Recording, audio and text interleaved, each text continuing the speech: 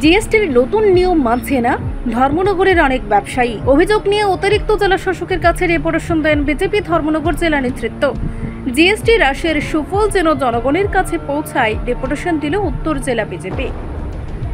কেন্দ্রীয় সরকারের নির্দেশ অনুসারে সম্প্রতি নিত্য প্রয়োজনীয় বিভিন্ন দ্রব্যে জিএসটি হ্রাস করা হয়েছে।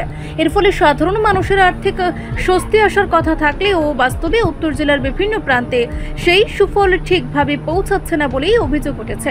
এর জেরে জনমনে ক্ষোভ দেখা দিয়েছে। এই প্রেক্ষিতে বৃহস্পতিবার উত্তর ত্রিপুরা জেলা বিজেপি কমিটির পক্ষ থেকে এক প্রতিনিধি দল জেলার অতিরিক্ত জেলা শাসকের নিকট গুরুত্বপূর্ণ ডেপুটেশন প্রদান করে। প্রতিনিধি দলের দাবি, বাজারে দ্রব্যমূল্য নিয়ন্ত্রণ, প্রশাসনিক তদারকি আরও জোরদার করা প্রয়োজন, যাতে কেন্দ্রীয় সরকারের সিদ্ধান্তে যথাযথ বাস্তবায়ন ঘটে এবং সাধারণ মানুষ প্রকৃত উপকার পান।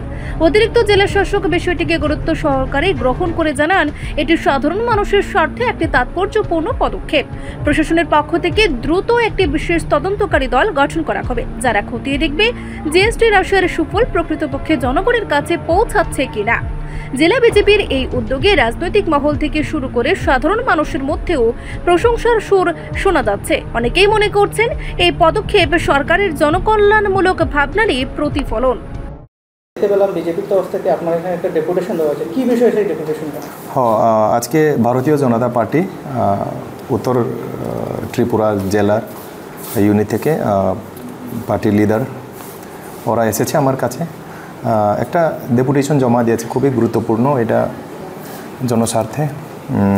আপনারা জানেন জিএসটি নিয়ে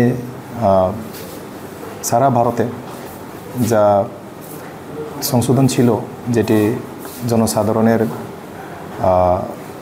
উপকারের জন্য, তো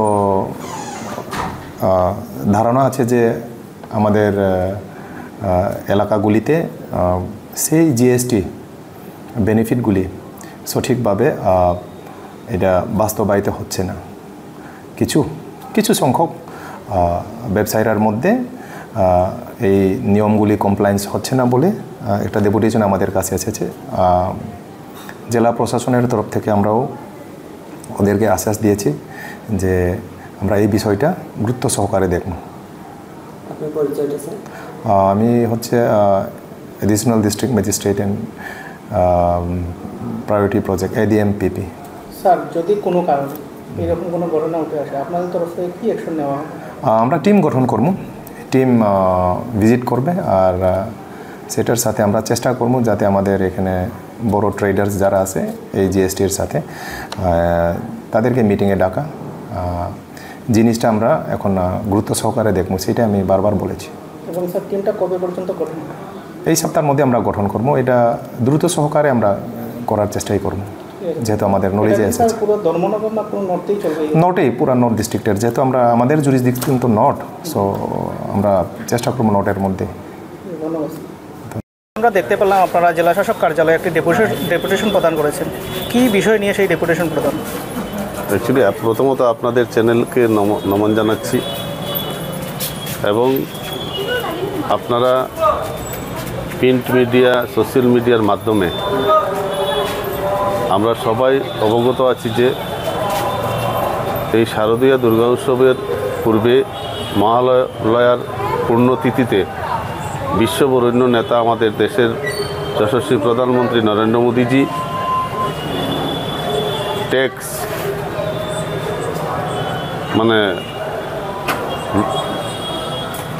মানে মকুব করে ভারতবর্ষের আয় ছেড়ে দিয়ে ভারতবর্ষের গরিব এবং মধ্যবিত্তের যাতে মুখে হাসি ফোটানো যায়, এবং শারদীয় দুর্গা উৎসব এবং আগাম দীপাবলির একটা উপহার, অগ্রিম উপহার ভারতবর্ষের গরিব মানুষ এবং মধ্যবিত্তদের দিয়েছেন। সেটা হচ্ছে ট্যাক্স মকুব, অর্থাৎ ভারতবর্ষের গ্রামীণ মানুষের নিত্যদিনের যে নিত্য প্রয়োজনীয় জিনিসপত্র, সেই জিনিসপত্র থেকে ট্যাক্স প্রত্যাহার করা, এবং নির্মাণ সামগ্রী, ভারতবর্ষের গ্রামীণ অর্থনীতিকে মজবুত করা এবং গরিব মানুষের পাশে গিয়ে দাঁড়ানোর যে একটা উদ্যোগ নিয়েছেন, যে নির্মাণ সামগ্রী যে উচ্চ হারে ট্যাক্স ছিল 28% থেকে সেটা 18%-এ নিয়ে আসা, এই যে দুইটা স্ল্যাব 5%, 18% এবং 0%, গত 22 তারিখ থেকে গোটা ভারতবর্ষে সেটা লাগু হয়েছে। কিন্তু আমরা দেখতে পাচ্ছি আমাদের গরিব মানুষ এবং মধ্যবিত্তদের সচেতনতার অভাব এবং ব্যবসায়ীদেরকেও সঠিকভাবে সচেতন বা মত বিনিময় করা হচ্ছে না। সেই ফাঁকে গরিব এবং মধ্যবিত্ত যারা বাজার থেকে বিভিন্ন নিত্য প্রয়োজনীয় জিনিস ক্রয় করছেন, সেই ক্রয় করার ক্ষেত্রে ওনারা ঠকাচ্ছেন বা ওনারা হয়রানির শিকার হচ্ছেন। তো আমরা সেটা দীর্ঘ 22 তারিখ থেকে আজকে 16 তারিখ পর্যন্ত আমরা সেটা উপলব্ধি করলাম। সেই ব্যবসায়ী এবং ক্রেতা বিক্রেতাদের মধ্যে সেই ট্যাক্স হ্রাসের যে